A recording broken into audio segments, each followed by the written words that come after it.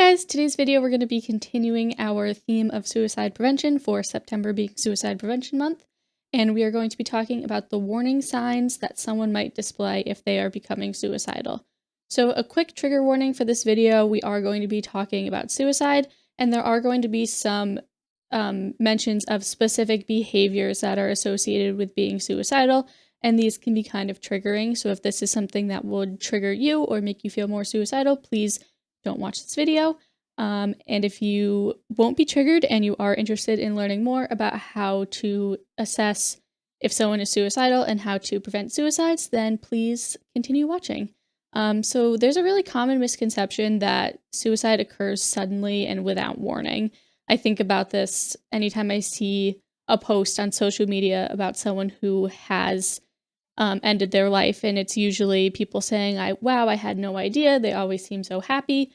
But there's a lot of warning signs that someone is feeling suicidal, and these can be subtle or they can be more overt. And it's really important to learn what they are in order to help prevent suicide from the people that you love. So this video, we're going to be talking about 7 of those warning signs.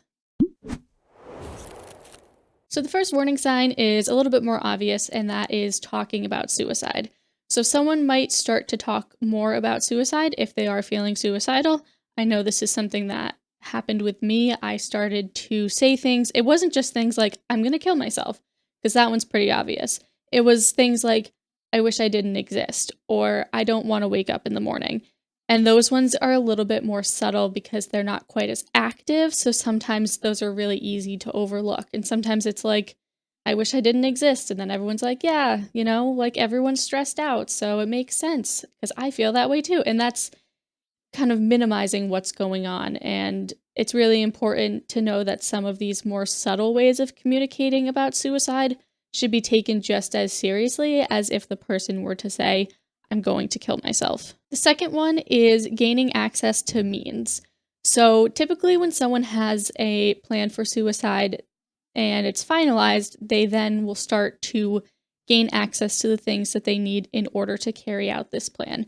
This one can be kind of hard to see sometimes because you're not really going to know if someone is going out and buying medications or things that they would use to end their life. Like, you're not necessarily going to know that, but it is something to be aware of and to look for. One of the behaviors I did during some of the various times that I've been suicidal is trying to stockpile medications. So that's kind of a big thing that, people didn't really see because I was hiding it. But if my husband is the one who helps me with my medications, so like he would kind of try to notice like if I was taking them and like hiding them somewhere, like that kind of thing, just being a little bit more aware of it, even though it is something that's really hard to see. The third warning sign is withdrawing from social contact. This was and still is a huge one for me. For me, it looks like things like not replying to text messages from friends or always saying no when I get invited to go out with friends. I would isolate and try to keep myself away from everybody because I was like, if I withdraw from everybody, then it's not going to be as bad when I kill myself because they're not going to be as connected to me and I won't hurt them as much. So this is something that can easily go unnoticed, but if you're aware of it, it's something that you can look for in your friends. If you have a friend that's always saying no when you want to hang out with them, if you have a friend who never responds to your texts and hasn't typically done that in the past, that might be a time to check in with them and be like, hey, are you feeling down? Like, what's going on? Because I've noticed that you're withdrawing a little bit. So again, this one is one that you can see a little bit more clearly once you know what you're looking for. The fourth one is mood swings. So this is kind of changing from feeling really, really great to really, really down within a matter of a day or two. It's different for everybody. For me, when I'm chronically suicidal, but when the times that it gets worse, I notice my mood is all over the place. Like, sometimes I'm consistently very down, and a lot of the times as I get more suicidal, I'm anxious or I feel really great, and then I feel really depressed, and it's a lot more all over the place the closer that I get to coming up with a more, extreme suicidal plan. Number 5 is increased alcohol or drug use.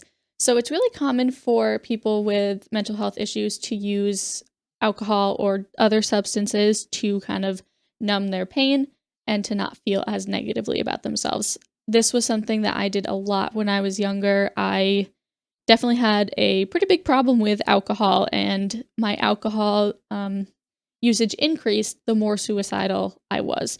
So there were times where I would be drinking every day, quite a bit, and those were the times when I was really, really suicidal and I was really hoping to end my life.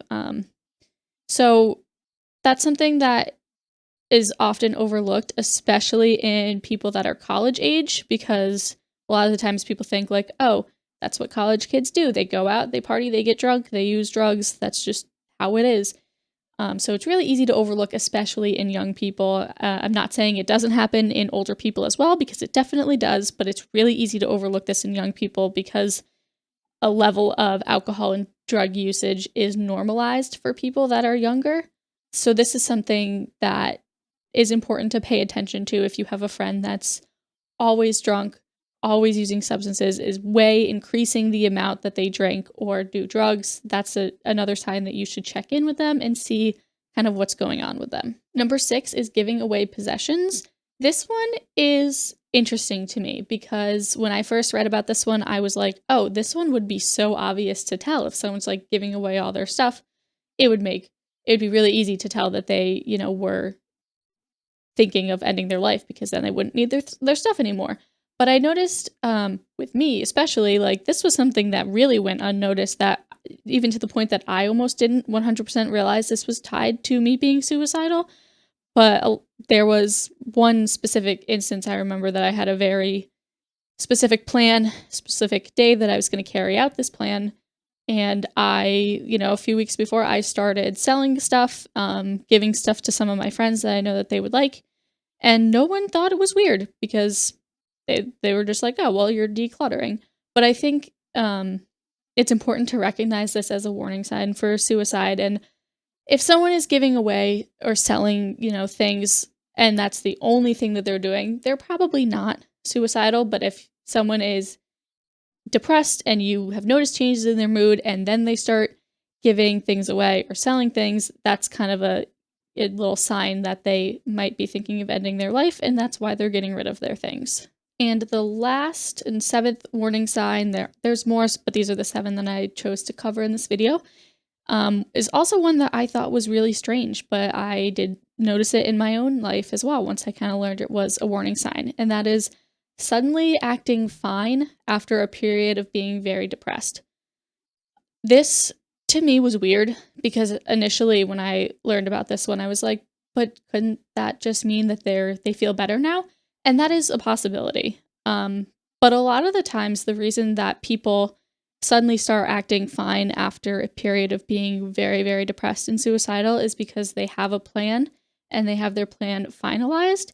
So they start to appear fine because they think that, their pain is going to end soon, so they don't feel quite as depressed. There's actually a weird sense of relief that can come over you once you have a plan finalized, if you're someone that's been suicidal for a really long time, and then you might appear not quite as depressed. So this one is really, really important to pay attention to, because this is often one of the last signs that shows up before someone actually tries to end their life. So it's really, really important to look out for this one. And something like I said in the beginning of this, like, they might be acting fine because they actually feel better. And that's great. But it's better to check in on them and ask kind of if they're suicidal or what's going on than it is to just assume that they're feeling better and not do anything about it and then have something happen. So this one's really important to pay attention to. So I just want to end by briefly talking about what you should do if you or someone that you know is showing these signs. So if someone that you know is showing some of these signs and you are worried that they might be suicidal, the best thing for you to do is to ask them directly if they're feeling suicidal. Another really common myth is that if you ask someone if they're suicidal and they weren't suicidal, you then put the idea in their head and they're more likely to act on it. That's not true. It's been proven false by a number of studies, and actually the opposite is true, that if you ask someone about suicide and they are considering it, they are much less likely to actually go through with it because now they feel heard and they feel validated. And there's pretty much no evidence that asking someone about suicide who's not suicidal will then make them suicidal. So that's not something you have to worry about. It's better to just be direct and ask directly. Another couple things to do if you or someone you know, and so if it's someone you know, to kind of help them do these things, and if it's you, to do them for yourself, would be talk to a therapist. I've talked on here a lot about my relationship with my therapist and how much that has saved my life. And finding a therapist that you really connect to is definitely life-saving and definitely worth it. Another option is to use the suicide hotline. So in the United States, the suicide hotline is 988. You can call, you can text, or you can visit their website and live chat with someone there. You'll be connected to a crisis counselor who will help you figure out what the next steps are to help you get the care that you need. And the last thing is you can go to the emergency room. If it's someone that you know who is suicidal, you can take them to the emergency room, or you can just directly take yourself there if it's something that you're dealing with. This one is scary. I have a lot of videos talking about going to the hospital for being suicidal, and I try to make it a little bit less scary, but it's definitely scary, especially if you've never been. But again, I am so thankful that I went to the emergency room the times that I did and got the help that I needed, because I definitely wouldn't be here if I hadn't done that. So that is another option for you or for someone that you know that might be suicidal. So that's pretty much it for today's video. If anything wasn't clear or you have any questions, please feel free to leave them in the comments, and I'd love to answer them for you as best as I can. If there are any other topics related to suicide that you would like to see me cover, please also leave those in the comments, and I will do my best to make videos about them. And thank you guys so much for watching, and I hope you have a great rest of your day.